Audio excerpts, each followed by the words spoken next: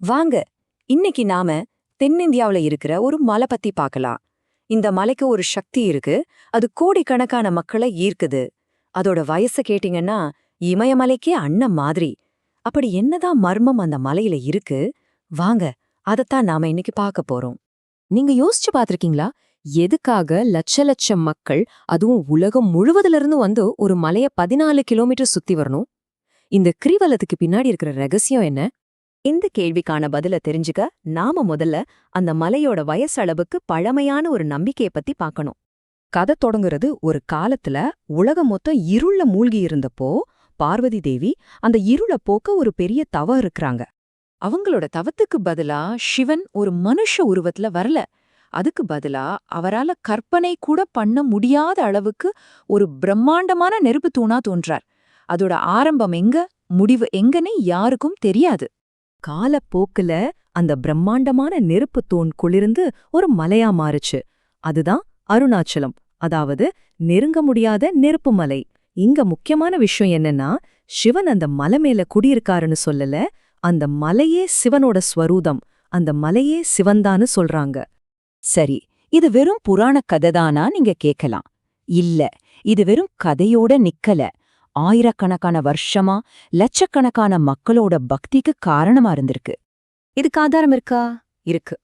அரசாங்கத்தோட பதிவுகள் படியே இந்த மலைப்பகுதியில சுமார் 30,000 வருஷம் பழமையான கற்கால கருவிகள் கிடைச்சிருக்கு. அப்படின்னா என்ன அர்த்தம்? பல்லாயிரம் வருஷமா இங்க மனுஷங்க வாழ்ந்திருக்காங்க. அதோட மட்டுமில்ல, 1000 வருஷத்துக்கும் மேல சோழர்கள்ல இருந்து விஜயநகர பேரரசு வரைக்கும் பல மன்னர்கள் இந்த நம்பிக்கைய மையமா வச்சு இங்க ஒரு பிரம்மாண்டமான கோயில கட்டியிருக்காங்க.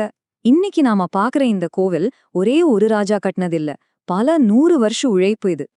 இதுல ரொம்ப முக்கியமான பங்களிப்பு செஞ்சது யாருன்னா, 16ஆம் நூற்றாண்டுல வாழ்ந்த விஜயநகர பேரரசர் கிருஷ்ணதேவராயர் தான். அவர்தான் இந்த கோவில இன்னைக்கு நாம பாக்குற இந்த பிரம்மாண்டமான ஒரு அமைப்பா மாத்துனது. கேட்கறதுக்கே ஆச்சரியமா இருக்கும். இந்த முழு கோயில் வளாகத்தையும் முழுசா கட்டி முடிக்க தோராயமா 1000 வருஷம் ஆயிருக்குன்னு சொல்றாங்க. யோசிச்சு பாருங்க, 1000 வருஷம். ஆனா இந்த மனுஷங்களோட வழிபாடு, இந்த கோயில் வரலாறு, இது எல்லாமே கதையோட ஒரு பகுதிதான். இந்த மலைக்குள்ள இதை விட ரொம்ப பழமையான, ரொம்ப ஆச்சரியமான ஒரு ரகசியம் ஒழிஞ்சிருக்கு. சரி, நாம கோயிலோட வயசை பத்தி பார்த்துட்டோம்.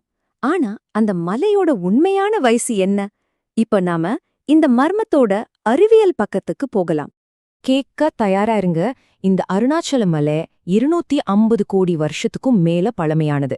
ஆமாங்க, 250 கோடி வருஷம். இது நம்ம பூமியிலே இருக்கிற மிக பழமையான மலைகள்ல ஒண்ணு. இதை இன்னும் சிம்பிளா சொல்லணும்னா, நாம எல்லாருக்கும் தெரிஞ்ச இமயமலைக்கு வெறும் 5 கோடி வருஷம்தான் வயசு. ஆனா இந்த அருணாச்சல மலை பூமி முதல்ல உருவாயிட்டு இருந்தப்போ அதோட மேற்பரப்புல உருவான பாறைகள்ல ஒண்ணு. இது வெறும் மலை இல்ல, பூமியோட பிறப்புக்கான ஒரு சாட்சி. அப்போ இங்க நாம புரிஞ்சுக்க வேண்டிய முக்கியமான விஷயம் என்னன்னா, இது வெறும் ஒரு ஆன்மீக ஸ்தலமோ இல்ல வரலாற்று இடமோ மட்டும் இல்ல. இது ஒரு சங்கமம். இதுதான் திருவண்ணாமலைக்கு அந்த தனித்துவமான சக்திய கொடுக்குது. யோசிச்சு பாருங்க, ஒரு பக்கம் பழங்காலத்து புராணம், இன்னொரு பக்கம் 1000 வருஷம் மனித வரலாறு, இன்னொரு பக்கம் பூமியோட பல 100 கோடி வருஷ வரலாறு. இது மூணும் ஒரே இடத்துல சந்திக்கிற ஒரு அபூர்வமான புள்ளி இது. இந்த மாதிரி ஒரு தனித்துவமான சக்தி இருக்கிறதால தான் பல 100 வருஷமா ஆன்மீகத்தை தேடுறவங்களுக்கு இது ஒரு கலங்கர விளக்கா இருந்திருக்கு. சமீபத்துல கூட ரமண மகரிஷி மாதிரி பெரிய ஞானிகள் இங்க தான் ஞானம் அடைஞ்சாங்க. உலகம் முழுவதிலிருந்தும் மக்கள் அவரை தேடி இங்க வந்தாங்க. அதனாலதான் அந்த 14 கிலோமீட்டர் நடக்கிற பல பேருக்கு அது வெறும் நடைப்பயணம் அல்ல, அது அவங்களோட வாழ்க்கையே மாத்திர ஒரு பயணமா இருக்கு. அந்த மலையே தங்களுக்கு வழிகாட்டுற மாதிரி அவங்க உணர்றாங்க. அப்போ ஆரம்பத்துல நாம கேட்ட கேள்விக்கு வருவோம். மக்கள் ஏன் அந்த 14 கிலோமீட்டர் நடக்கறாங்க? ஏன்னா அங்க நடக்கும்போது அவங்க வெறும் மண்ணுல நடக்கல, அவங்க புராணம் வழியா நடக்கறாங்க, வரலாறு வழியா நடக்கறாங்க, பூமியோட மிக பழமையான ஒரு நிலப்பரப்பு மேல நடக்கறாங்க. இது எல்லாத்தையும் ஒரே நேரத்துல உணர்றாங்க.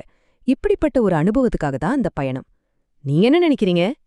இந்த வரலாற்று பயணம் பிடிச்சிருந்தா லைக் பண்ணி, ஷேர் பண்ணி, சப்ஸ்கிரைப் பண்ணுங்க நண்பர்களே.